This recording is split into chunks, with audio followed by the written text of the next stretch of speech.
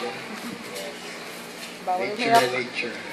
Kasi yung Supreme Health Alliance po, it's a different program. Hindi po ito yung program na makikita niyo palagi kadalasan. Actually, ang goal namin is to be very, very different. At marami na po nakaranas yan for the past 6 months. Naranasan po talaga ng mga members na kakaiba talaga yung Supreme Health Alliance. And we are bonded together from different parts of the Philippines and different parts of the world because of a common vision and a common mission. So yun. Pagpasensya nyo yung boses, medyo galing pa sa upo.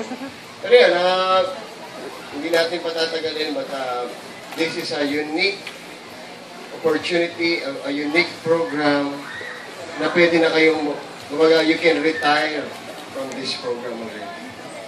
So ito na po yung inaantay ng lahat.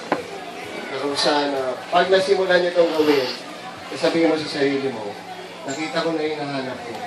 Dito na ako tatanda. At dito na ako mamamagal. Alright? Sige, magkakasama tayo kung gusto nyo.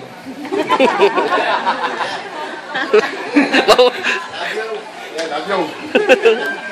Pero iba-iba po talaga. So yung mga hindi pa members, makiwilkuhan kayo sa grupo because this is one group na mayroong affection.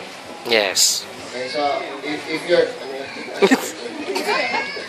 okay, so if you've been a part of any program na kung saan pera-pera lang, ay hindi ito yung Supreme Health Alliance.